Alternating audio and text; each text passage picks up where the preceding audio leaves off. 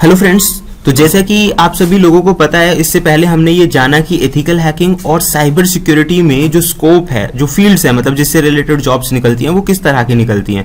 तो वहाँ बहुत अलग अलग तरह के नाम भी उसके अंदर आए थे। तो आज हम ये जानेंगे कि जो नेम उसके अंदर आए थे, जैसे कि मान लीजिए ethical hacking, penetration testing, bug hunting, cloud वगैरह, ये सारी चीजें होती क्या है वास्तव में, और इनके अंदर जो मान लीजिए इनके अंदर जो जॉब्स हैं वो किस तरह की होती है, क्या रोल प्ले करना पड़ता है, वो सारी चीजें आज हम इसमें जानेंगे। एक चीज नेटवर्क सिक्योरिटी। क्या इस नेटवर्क सिक्योरिटी समझने से पहले आपको नेटवर्क का पता होना चाहिए। जैसे कि आप लोगों को पता होगा कि नेटवर्क का क्या मतलब होता है, जहां दो या दो से ज्यादा कंप्यूटर एक दूसरे से कनेक्टेड होते हैं। ठीक है, more than 2 computers are connected together, तो वो नेटवर्क होता है। अच्छा, यहाँ पे हम बात कर रहे हैं नेटवर्क, कोई छोटा मोटा नेटवर्क नहीं है। देखिए, एक बड़े नेटवर्क भी होते हैं ना, कंपनीज, बैंक्स, बड़ी बड़ी जो ऑर्गेनाइजेशंस होती हैं, इवन स्कूल कॉलेजेस के अंदर आपने देखा होगा कि काफी सारे कंप्यूटर्स जो हैं वो कनेक्टेड होते हैं, यानी एक नेटवर्क का हिस्सा होते हैं। तो यहाँ पे हम बात करेंगे नेटवर्क सिक्योरिटी कंट्रोल, यानी कि नेटवर्क को सिक्योर करने के लिए कौन कौन से प्रोसीजर्स का आप इस्तेमाल करते हैं। अच्छा, इसके अंदर भी ये जो स्टेप्स आते हैं, जैसे कि आप देखेंगे एक्सेस कंट्रोल है, फिजिकल एक्सेस है, लॉजिकल है, आइडेंटिफिकेशन, ऑथेंटिकेशन, ऑथराइजेशन, अकाउंटिंग, ये सारे स्टेप्स आते हैं। तो नेटवर्क सिक्योरिटी के अंदर क्या काम होता होगा। देखो, आपने एथिकल हैकिंग जब आप सीखते हैं तो नेटवर्किंग का भी आपको बताया जाता है कि कंप्यूटर क्या है, नेटवर्क कैसे बनता है, राउटर स्विच हब क्या चीजें होती हैं, टोपोलॉजीज क्या चीजें होती हैं, फायरवॉल का क्या रोल होता है, ये सब आपको बताया जाता है। तो उस दौरान आप यहाँ पे देखेंगे नेटवर्क सिक्योरिटी कंट्रोल के अंदर ये सारी चीजें काम करती हैं। तो एग्जैक्टली सबसे पहला क्या है, एक्सेस कंट्रोल। तो आप क्या करेंगे, restrictions that determine who has access to what on a system और नेटवर्क, यानी कि इस चीज को डिफाइन करना कि कौन, जैसे आपने देखा है ना कि बैंक हुआ या आपकी ऑर्गेनाइजेशन या किसी भी कंपनी वगैरह में आपने देखा होगा कि एक ऐसा एरिया होता है जहां पे जाने के लिए मनाही होती है, या फिर कई बार आपने सुना होगा कि भाई ये सर्वर रूम है, यहां आप नहीं जा सकते। तो रेस्ट्रिक्शंस इंप्लीमेंट करना ये एक्सेस कंट्रोल के अंदर आता है। एक्सेस कंट्रोल के अंदर मेन चीज होती है रेस्ट्रिक्शंस लगाना, यानी कि कौन सा यूजर कितनी चीजों को एक्सेस कर सकता है एक सिस्टम और नेटवर्क पे। जैसे कि आपने देखा होगा स्कूल और कॉलेज के अंदर एक जो यूजर होता है या फिर जो स्टूडेंट्स होते हैं वो लिमिटेड वेबसाइट्स को चला सकते हैं, जबकि वो एडमिन को हैंडल नहीं कर सकते, या अपनी मर्जी से जो करना चाहे वो सब कुछ वहां पे नहीं कर सकते। रेस्ट्रिक्शंस होती हैं, साइट ब्लॉक होती है। तो इस तरह के एक्सेस कंट्रोल्स जो है इंप्लीमेंट किए जाते हैं।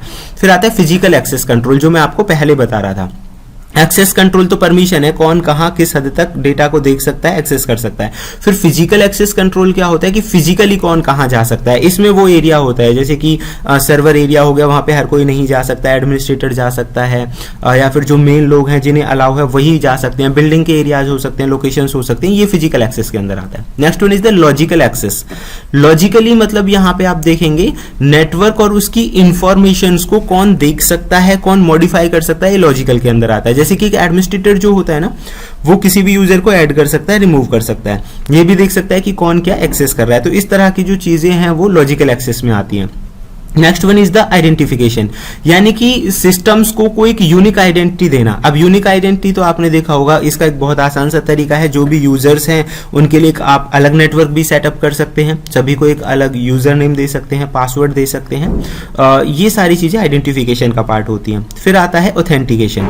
ऑथेंटिकेशन और ऑथराइजेशन दो अलग चीजें होती हैं, ठीक है।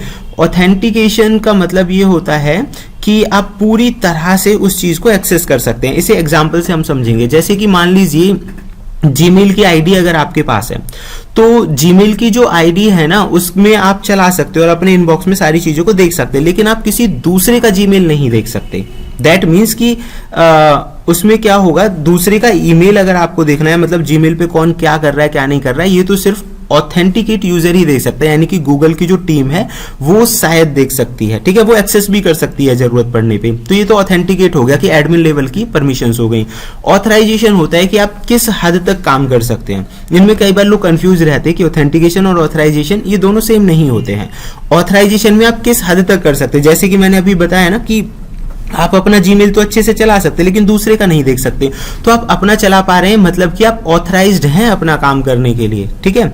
ऑथेंटिकेट नहीं है कि आप किसी का बदल भी दें, देख भी लें, तो वो परमिशंस अलग हो जाती हैं। Next one is the accounting, ठीक है। तो अकाउंटिंग मतलब अकाउंट से रिलेटेड आ गया कि इसमें लॉगिंग की सारी डिटेल्स होंगी, अकाउंट्स को क्रिएट करना, डिलीट करना, क्या हुआ है क्या नहीं हुआ, ये अकाउंट से रिलेटेड होती हैं। तो नेटवर्क सिक्योरिटी के अंदर वो सारे सिक्योरिटी पोस्चर्स पे काम किया जाता है जिनकी मदद से पूरे नेटवर्क को सिक्योर रखा जा सके। अब हम बात करेंगे थ्रेट इंटेलिजेंस एंड फोरेंसिक। देखिएगा, इस थ्रेट इंटेलिजेंस और फोरेंसिक समझने से पहले हमें टीटीपीज पता होना चाहिए। कई बार ये क्वेश्चंस भी आ जाता है, जनरली इंटरव्यूज में भी पूछ लेते हैं, व्हाट आर द सिक्योरिटी टीटीपीज। तो ये टीटीपी का मतलब होता है टैक्टिस, टेक्निक और प्रोसीजर। टैक्टिस का मतलब होता है टूल्स। टूल्स मतलब जो भी आप एथिकल हैकिंग या साइबर सिक्योरिटी के अंदर जो भी टूल्स का आप इस्तेमाल करते हैं वल्नरेबिलिटीज निकालने के लिए या मैनुअली करें, वो सब टैक्टिस होती हैं आपकी। टेक्निक होती हैं वो मेथड्स जिनका एक हैकर इस्तेमाल करता है। मेथड का मतलब क्या हुआ, जैसे कि एक्सप्लॉइट कर दिया या सोशल इंजीनियरिंग से फिशिंग पेज बनाया और टारगेट अपना उसने कैप्चर कर लिया, ये होती है उसकी टेक्निक यानी कि मेथड्स। और तीसरा जो हमने बताया प्रोसीजर होता है कि उसने ये सारा काम करने के लिए कौन सा प्रोसीजर इस्तेमाल किया। जैसे कि एग्जांपल के तौर पे मान लीजिए सबसे पहला स्टेप जो एथिकल हैकिंग के वर्ड में होता है या पेनिट्रेशन टेस्टिंग के वर्ड में होता है वो होता है फुटप्रिंटिंग, यानी कि जो आपका टारगेट है उसकी जानकारी इकट्ठा करना। तो एग्जैक्टली टीटीपीज का पूरा नाम होता है टैक्टिस, टेक्निक और प्रोसीजर, यानी कि टूल्स हो गए, मेथड्स हो गए और प्रोसीजर जो उसने प्रोसेस लगाया है। तो ये बहुत इंपॉर्टेंट है। अब यहाँ पे बात आती है सिक्योरिटी आर्किटेक्ट, इस तरह की भी जॉब्स निकलती हैं। तो आप ये देखेंगे कि भाई सिक्योरिटी आर्किटेक्ट कौन होते होंगे। देखो नाम से ही पता चल रहा है, सिक्योरिटी मतलब सिक्योर करने का जो कंप्यूटर सिस्टम है, नेटवर्क वगैरह, उसे पूरा सिक्योर करने के लिए। आर्किटेक्ट का मतलब हो गया डिजाइन। तो जो सिक्योर करने के लिए डिजाइन बनाने वाले जो लोग होते हैं उन्हें ही सिक्योरिटी आर्किटेक्ट बोला जाता है। अब सिक्योरिटी आर्किटेक्ट की जो स्किल्स होती हैं कि उसके पास क्या क्या नॉलेज होनी चाहिए। देखिए उसके पास आईटी का अपना अच्छा एक्सपीरियंस होना चाहिए, रिस्क मैनेजमेंट सेक्टर का अच्छा एक्सपीरियंस होना चाहिए। रिस्क मैनेजमेंट सेक्टर का मतलब यहाँ पे है, जैसे अभी हमने थोड़ी देर पहले पढ़ा इंसिडेंट मैनेजमेंट, तो उसका एक्सपीरियंस होना चाहिए कि कहीं कोई बड़ी घटना हुई है तो उससे कैसे निपटा जाएगा, है ना, उससे किस तरह से बाहर आया जाएगा और सिक्योर रखा जाए सिस्टम को, इसका अच्छा एक्सपीरियंस होना चाहिए।